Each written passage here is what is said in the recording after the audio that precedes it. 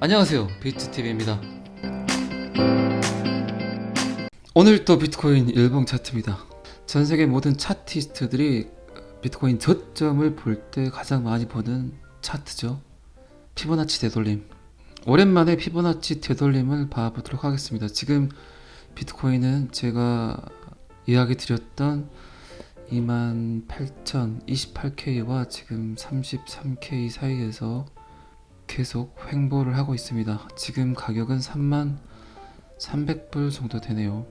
자, 여기서부터는 구독자분들에게만 노출이 되는 영상입니다. 구독, 좋아요 좀 눌러주시고요. 비트코인이 가장 큰 상승을 했었던 두 번의 터닝 포인트, 피보나치 되돌림 0.618짜리죠. 여기 보시면 아시겠지만 이 지점 그리고 이 지점, 지금 가격이 거의 딱 0.618짜리예요. 그러면 지금 이 지점에서도 똑같이 반등이 와서 지금 이때 올라갔던 상승 패턴, 그리고 한 번에 더 0.618을 찍고 다시 올라갔던 이 패턴, 그렇다면 지금 세 번째 바닥을 찍은 0.618 자리에서 지금이 딱 그 자리예요. 그냥 선 그어오는 딱 그 자리. 자, 그럼 여기에서 반등이 정상적으로는 나와줘야 되겠죠. 이 산보다 더 큰 산이 그려져야 되겠죠.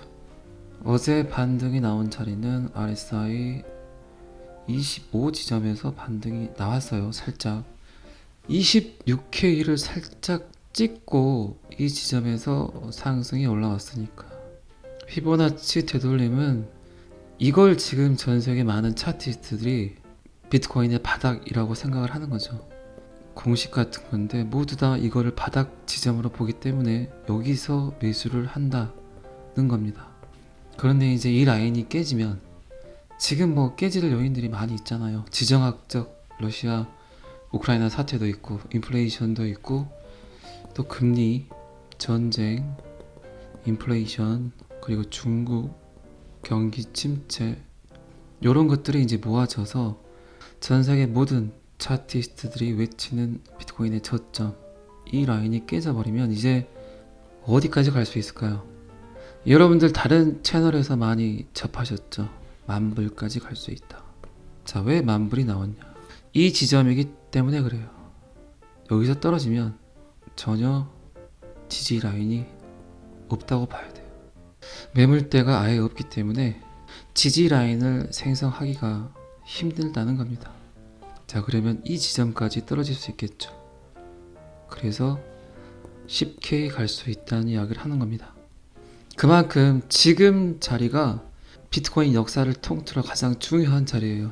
지금 이 라인이 깨져버리면 알트코인은 정말 무지막지하게 빠지겠죠. 구석기 시대를 다시 가야 되겠죠. 그래서 이 라인이 깨지면 만불까지 간다는 겁니다. 피보나치 되돌림의 시작점. 그제 어제 계속적으로 지금 루나 때문에 말들이 많죠. 테라, 그래도 한국의 암호화폐 자존심 루나를 정말 하루아침에 오늘 업비트에서 상장 폐지 알림이 왔더라고요. 그래도 어떻게 시총이 어느 정도 올라간 코인을 하루아침에 상장 폐지를 시키는지, SEC나 미 정부 입장에서는 굉장히 눈에 가시였어요. 이 스테이블 코인들이. 그리고 루나의 시스템을 잘 들여다보니까 정말 프로토콜에 의해서, 그들의 시스템에 의해서, 김치 코인이지만 할 말은 해야죠. 시스템에 의해서 돈을 버는 거예요. 그 프로토콜을 아예 만들어서 그렇게 구동을 시켜놨더라고요. 그런데 정부 입장에서 봤을 때는 정말 얘는 불로소득이라고 볼 수도 있는 거죠. 그죠? 프로그래밍 천재니까, 프로그램을 잘 짜서 만든 애니까 그 빈틈을 노렸겠죠. 그렇기 때문에 미 정부 입장에서는 안 그래도 스테이블 코인이 껄끄러운데 그 중에 하나 걸린 거예요. 루나, 테라가. 아무리 그렇다 그래도 이렇게 정말 무자비하게 거의 98%, 99%를 떨친다는 건, 이거는 이제 자넷 앨런의 경고죠, 경고. 이럴 수 있어. 조심해. 암호화폐 섣불리 투자하지 마죠. 이 광경을 본 수많은 암호화폐 투자자들은 어떤 생각들을 할까요? 첫 번째는 손절을 생각을 하겠죠. 두 번째는 번절 오면 그냥 빠져야 되겠다 생각을 하겠죠. 그리고 세 번째는 암호화폐 정말 무섭다는 생각을 하겠죠. 결국 미 정부나 자넷 옐런, 게리 겐슬러 얘네들이 원하는 건 그거 같아요. 공포를 유발하는 거. 투자자에게 공포를 유발한다. 무섭다는 걸 인지시킨다. 충분히 많이들 느끼셨잖아요, 지금. 그렇죠. 그래서 제가 자꾸 말씀드리는 게 지금은 코인을 아주 잘 타고 있어야 돼요. 하루아침에 어느 날 갑자기 내 코인이 루나꼴 날 수 있습니다. 제가 지금 이 다음 자료를 준비를 한 게 미국에서 나온 데이터가 하나 있는데 시총 10위 안에 있는 코인 중에 하나를 지금 루나 후속타로 보고 있다는 이야기를 해요. 루나 그 다음에 저격할 코인. 그거는 제가 차트 끝나면 바로 그 데이터를 보여드리도록 하겠습니다. 자, 다시 한번 금리, 코로나, 그리고 인플레이션 하나, 둘, 셋, 그리고 중국, 그리고 경기 침체 하나, 둘, 셋, 넷, 다섯 가지의 해칭 수단이 결국은 암호화폐죠. 그렇게 알고 계셨잖아요, 지금. 이게 불안해서 암호화폐에 투자를 한 거예요. 충분히 이런 악재들의 대항마로 견딜 수 있겠다고 생각해서 암호화폐를 여러분들 투자하신 거예요. 그리고 2008년 금융위기 때 분명히 이 꼴 다시 보기 싫으니까 사토시 나카모토가 만든 게 비트코인이고요. 정부, 기관, 지금까지 우리가 전적으로 믿었던 신뢰라는 기반으로 우리들의 모든 자산을 의지를 했던 이 정부와 은행이라는 이 기관. 그런데 지금 벌어지는 많은 일들이 이 두 곳에서 시민들에게 배신을 하고 있잖아요. 그들의 무능력함. 그들의 무능력함이라고 이야기하기에는 조금 어폐가 있어요. 그들도 사람이기 때문에. 그렇잖아요. 전 세계 경제가 그리고 시시각각 변하는 발생하는 전 세계의 이벤트들을 그 누가 예측을 하겠어요. 정책 입안자들이 이런 시시각각 변하는 이벤트들을 제깍제깍 해결책을 낼 수가 없다는 거예요. 이게 결국 디지털이 도입이 되면서 여러분들이 인터넷을 사용을 하면서 한 번쯤은 겪어야 될 가장 큰 과정 중에 하나라고 생각을 합니다. 과정. 그래서 제가 몇 달 전에 책 영상을 여러분들께 올리면서 그 책 내용 중에 하나가 그거였어요. 결국 전 세계에서 이루어지는 모든 의사 결정은 이제 한 국가에서 국한돼서는 안 된다죠. 그죠? 코로나를 겪으면서 여러분들 어떤 걸 느끼셨나요? 한 나라만 방역을 잘하고 한 나라만 예방주사를 다 맞는다 그래서 그 나라가 코로나에 걸리지 않나요? 지금 북한 난리죠. 그렇게 없다고 난리더니 지금 몇십만 명이 고열에 시달리고 있습니다. 자, 이게 글로벌, 여러분들 잘 아시죠? 글로벌, 전 세계적 문제라는 거예요. 한 나라만 똑똑하고 한 나라만 잘 산다 그래서 이제 그 나라가 잘 살 수 없다는 거예요. 결국 전 세계에서 일어나는 모든 이벤트들을 누가 결정을 해야 되나요?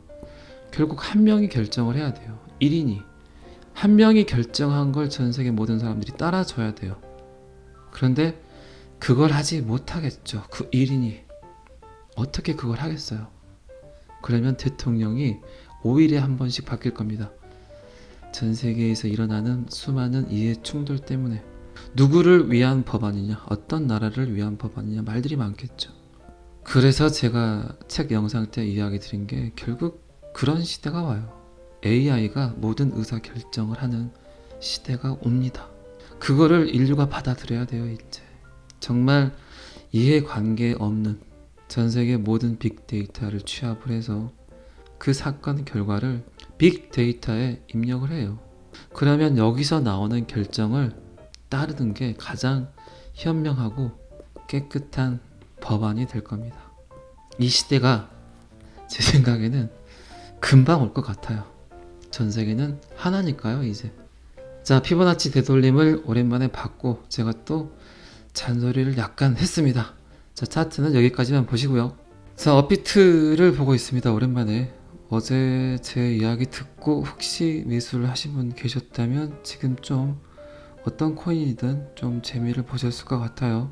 저도 어제 이제 제가 단타용으로 쓰는 시드를 어제 다 들어갔는데 꽤 올랐네요. 리플도 12% 정도 올랐고 디센트럴랜드가 50% 이상 상승을 했네요. 어제 그냥 아무거나 찍었어도 짭짤하게 수익을 보고 계실 것 같습니다. 제가 여러 번 말씀드렸지만 이런 하락들을 기다리는 사람들이 꽤 있어요. 그리고 그걸 아주 잘 이용을 하죠. 어제 같은 날 이제 평단을 낮춘다던가 그리고 단타를 짭짤하게 생각하셨다면 아주 좋은 기회죠.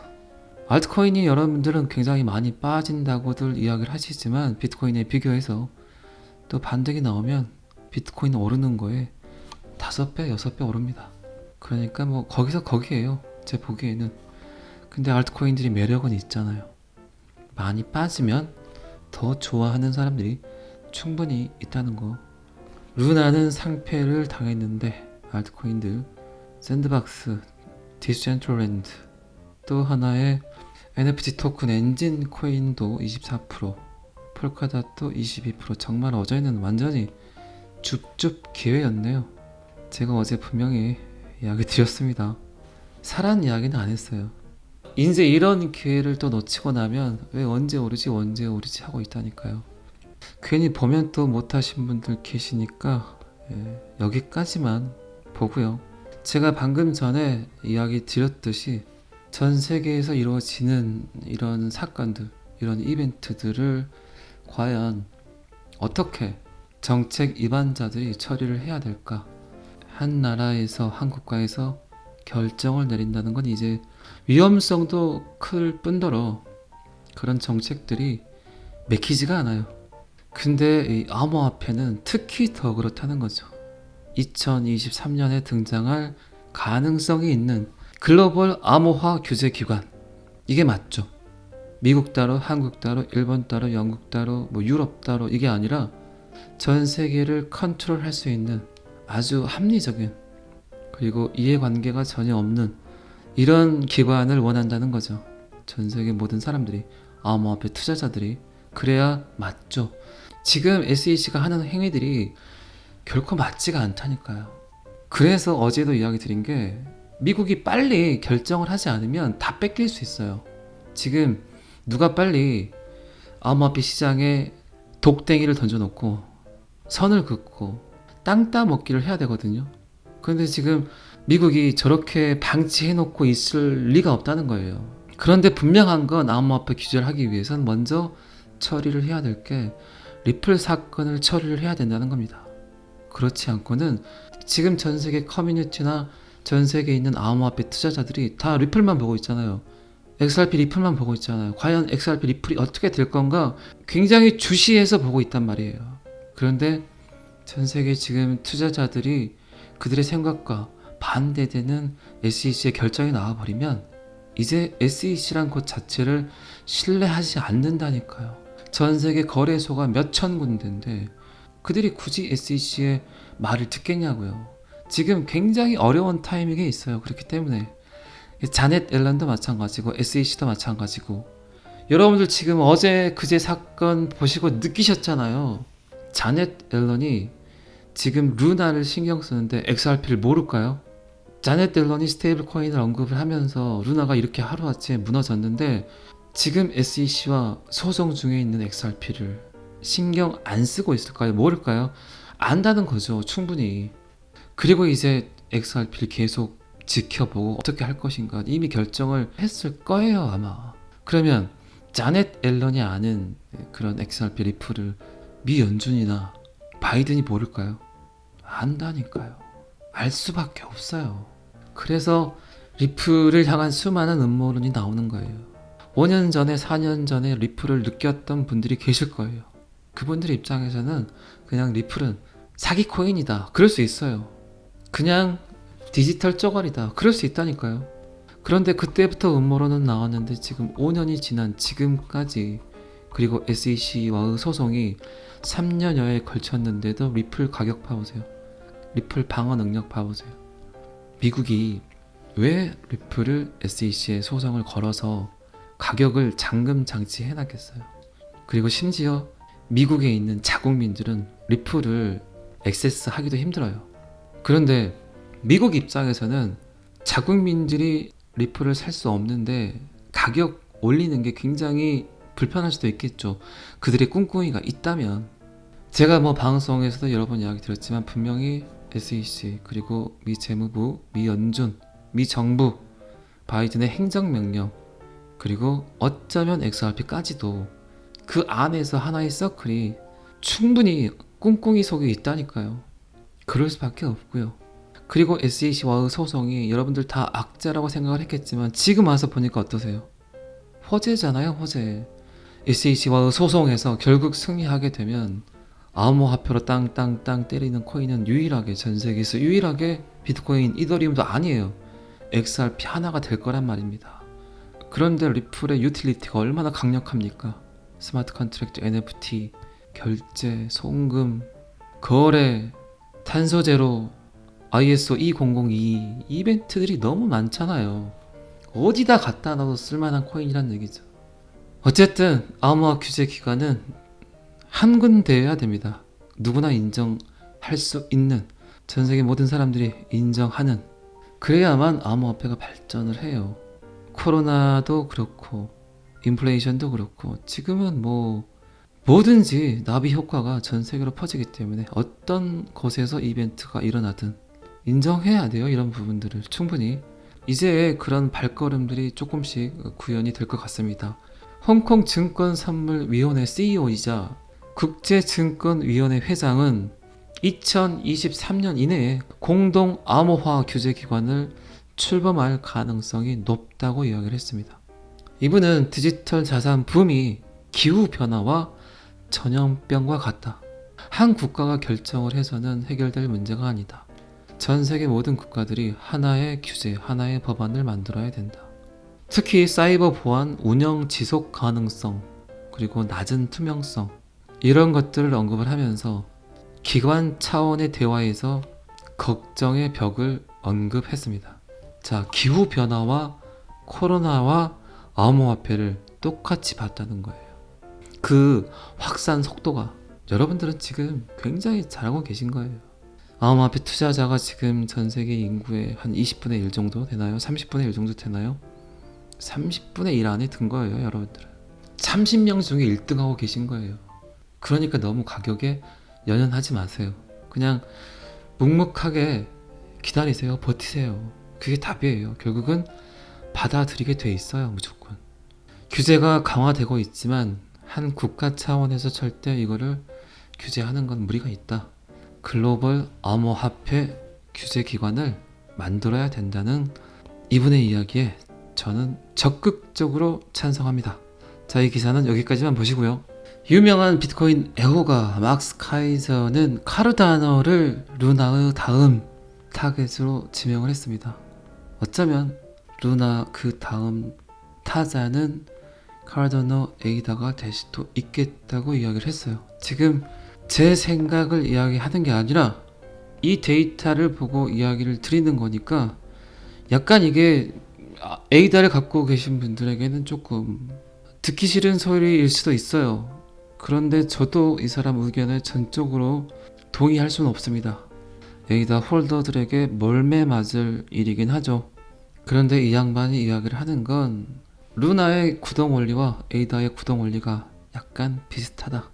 담보 물건을 제공하는 다른 스테이블 코인과는 달리 루나 같은 경우는 그 자체 프로토콜에서 코인이 발생을 하기 때문에 충분히 정부 입장에서 봤을 때는 비합리적이고 누워서 그냥 시스템 하나로 떡 먹는 것 같이 보일 수도 있겠죠. 그런데 에이다의 시스템이 약간 비슷하다. 그렇기 때문에 정부 입장에서 봤을 때 어쩌면 에이다까지도 손을 대지 않을까란 이야기를 합니다. 이 기사는 길게 이야기하면 민원이 많이 발생을 할 것 같으니까 조용히 그냥 여기서 끝내겠습니다. 지금 상황은 제 생각에는 그래요. 이게 어떤 변환점이냐면 자넷 앨런의 그런 과감한 행동은, 루나를 쳐내는 그런 과감한 행동은 이제 전통 금융과 블록체인 금융, 지금의 금융 인프라와 블록체인 금융 인프라가 이제 융합을 하려는 과정 중에서 생기는 어떤 사건들이 아닌가, 저는 그런 생각을 해요.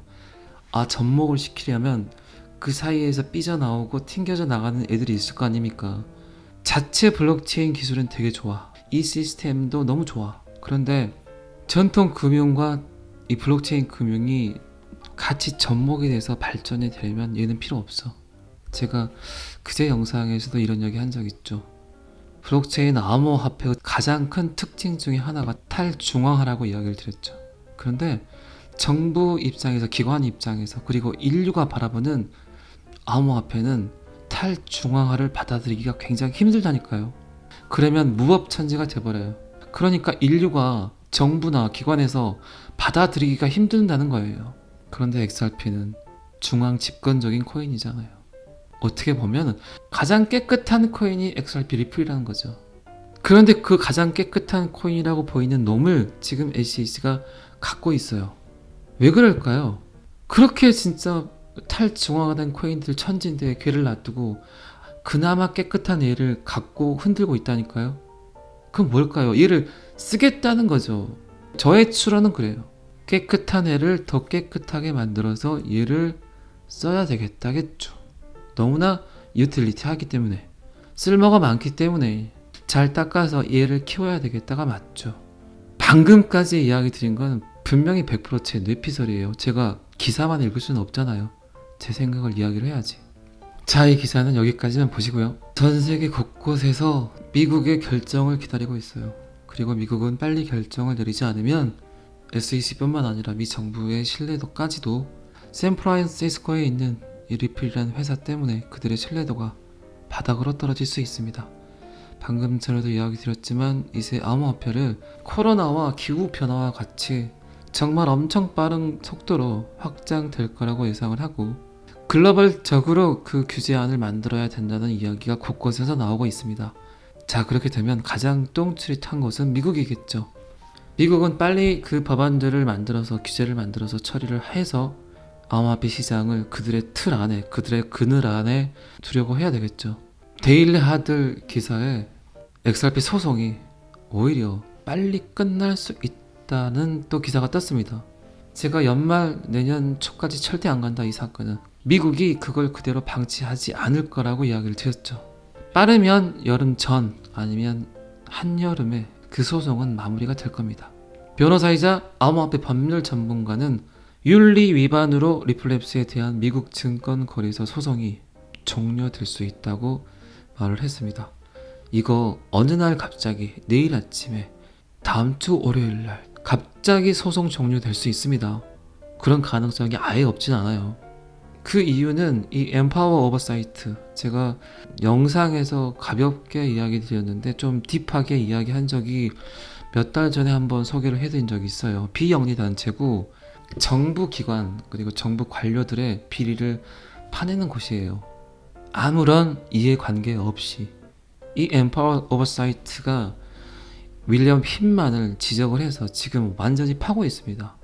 충분히 그럴 만한 요소가 있는 사건이기 때문에, 그렇기 때문에 엠파워 오버사이트를 정부 기관뿐만 아니라 각처에 있는 관료들이 굉장히 두려워해요. 저는 이 단체가 여기에 참여를 했을 때 확신을 했어요. 이기겠구나라고. 이기겠네. 이 엠파워 오버사이트에 따르면 윌리엄 흰만의 이메일이 그의 연설을 전달하기 전에 연설을 하는데 의도적으로 이해 상충이 있었음을 시사를 했다. 그가 돈을 벌려고, 그리고 그를 따르는 수많은 단체 그리고 수많은 사람들의 돈을 벌어주기 위해서 의도적으로 그 연설을 했다. 그게 입증된다면 충분히 입증할 만하죠. 지금 이 존 디트는 SEC의 리플에 대한 소송이 종료될 것이라고 이야기를 했습니다. 그런데 엠파워 오버사이트에서 굉장히 치밀하게 파고 있어요. 더 긁어 파버리면 SEC의 치부가 나올 정도로 아주 후벼 파고 있습니다. SEC까지 후벼 파게 되면 들통나지 않아야 될 비밀 문서들이 굉장히 많이 파헤쳐지겠죠. 그리고 엠파워 오버사이트의 데이터에 의해서 여론이 형성이 되겠죠. 여론이 형성이 되면 안 그래도 빠진, 안 그래도 떨어진 바이든의 지지율 어떻게 할 거예요? 이런저런 문제를 다 싸잡아 봐도 무조건 빨리 끝날 거라고 예상을 합니다.